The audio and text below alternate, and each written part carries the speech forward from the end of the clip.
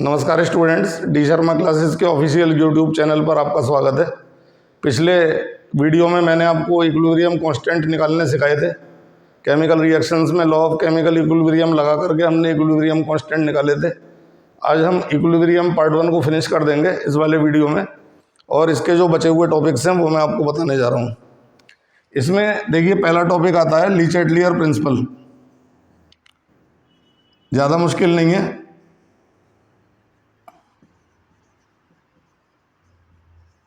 लेकिन कुछ टॉपिक्स इसमें समझने के हैं।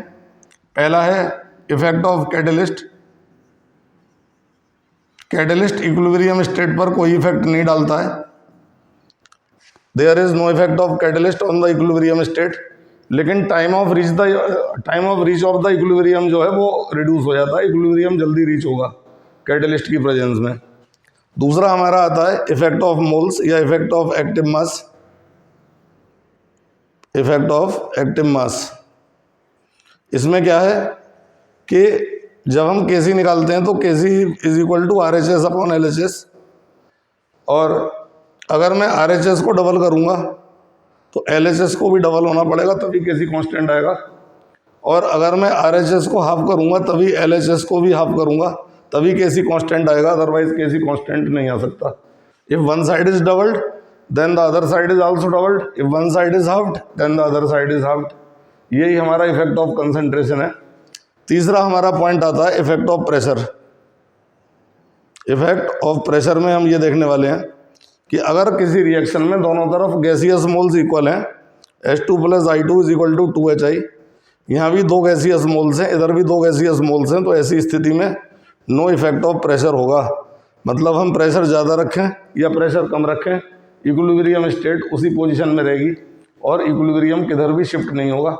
लेकिन अगर हम देखते हैं कि दोनों तरफ मोल्स अलग अलग हैं, N2 + 3H2 is equal to 2NH3, then मैं ये देख रहा हूँ कि राइट हैंड साइड में मोल हमारे 2 हैं और लेफ्ट हैंड साइड में हमारे मोल हैं 4। Then more pressure, more NH3, less pressure, more N2 + 3H2। It means that अगर हम प्रेशर बढ़ाएंगे तो कम मोल वाली साइड बनेगी, और अगर हम प्रेशर घटाएंगे तो ज़्यादा मोल वाली साइड बनेगी। और ये हमारा तीसरा पॉइंट बहुत ही इंपॉर्टेंट, आपको टेस्टों में और एग्जाम में पूछा जाता है, कंपटीशंस में भी इस पर सवाल आते हैं। और जैसे कि अगला एग्जाम्पल है 2SO2 + O2 is equal to 2SO3। यहाँ पे हमने देखा मोल हैं 3 और यहाँ पे हमने देखा मोल हैं 2, तो मोर प्रेशर से मोर SO3 बनेगा, लेस प्रेशर से मोर SO2 + O2 बनेगा। यानी कि प्रेशर बढ़ाने पर कम मोल वाली साइड और प्रेशर के घटाने पर ज़्यादा मोल वाली साइड आती है। And fourth one is effect of temperature. Effect of temperature, इसका मतलब ये है टेम्परेचर के इफेक्ट में कि अगर रिएक्शन एंडोथर्मिक है, for example N2 + O2 + heat is equal to 2NO, तो यहाँ पर हम देखेंगे मोर टेम्परेचर से एंडोथर्मिक रिएक्शन में मोर NO बनेगा, लेस टेम्परेचर पे उल्टा हो जाएगा, मोर N2 + O2।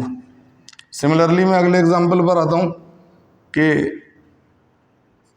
एक्सोथर्मिक रिएक्शन ले लेता हूँ, N2 + 3H2 is equal to 2NH3 + heat, जिसमें कि मैं देखता हूँ हीट राइट हैंड साइड में लिखी है और ये एक्सोथर्मिक रिएक्शन है।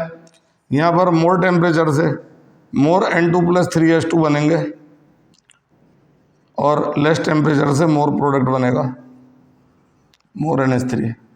तो this is the effect of temperature. Exothermic reaction में टेम्परेचर के बढ़ाने पर रिएक्टेंट बढ़ जाता है और टेम्परेचर के घटाने पर प्रोडक्ट बढ़ जाता है। और अब हम इक्विलिब्रियम पार्ट 1 के आखिरी टॉपिक पर हैं, जो कि है relationship between KP and KC। पिछली बार हमने फार्मूला लिखा था, आज हम उसे प्रूव करके दिखा रहे हैं। फार्मूला है KP is equal to KC RT⁴ बहुत सिंपल है, ज़्यादा इसमें दिक्कत नहीं है कोई। हम एक रिएक्शन कंसीडर करते हैं N1A + N2B is equal to M1C + M2D। इसके बाद हम KC निकाल लेंगे सबसे पहले, RHS अपॉन LHS से अब हम डायरेक्टली निकाल सकते हैं, लॉ लगाने की ज़रूरत नहीं है। C⁴M1 मॉलिक्यूल की संख्या विल भी पावर में चली जाएगी, D⁴M2 upon A⁴N1। Into B की पावर n2, ये हमारी फर्स्ट इक्वेशन है। सेकंड इक्वेशन में हम Kp निकाल सकते हैं, चारों के प्रेशर कंसीडर होंगे।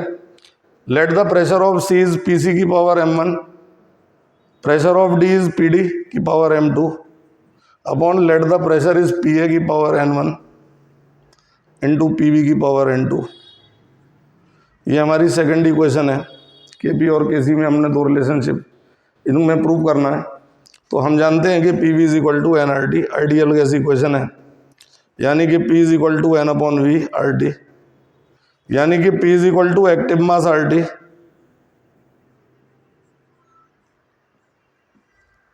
अगर प्रेशर A का लेंगे तो एक्टिव मास भी A का लेंगे,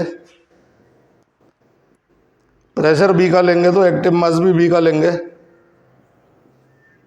प्रेशर C का लेंगे तो एक्टिव मास भी C का लेंगे, और प्रेशर D का लेंगे तो एक्टिव मास भी D का लेंगे RT। और ये चारों प्रेशर यहाँ से उठा के इसमें पुट करेंगे। तो Kp is equal to, formula हमारा आएगा CRT की पावर m1, DRT की पावर m2, ART की पावर n1 इंटू BRT की पावर n2। इसमें हम जब ब्रैकेट खोलेंगे तो Kp is equal to C की पावर m1, D की पावर m2 वाली ये अलग कर लेंगे, अपॉन A की पावर n1, B की पावर n2 ये अलग कर लेंगे। RT की पावर्स ऐड हो जाएंगी, यहाँ पर m1 प्लस m2 अपॉन नीचे RT की पावर n1 प्लस n2, और इसे पूरे को हम Kc मान लेंगे।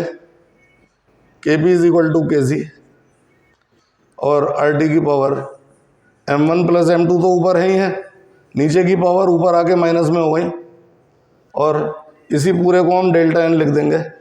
Then Kp is equal to Kc RT की पावर डेल्टा n, और ये हमारा फार्मूला प्रूव हो गया है।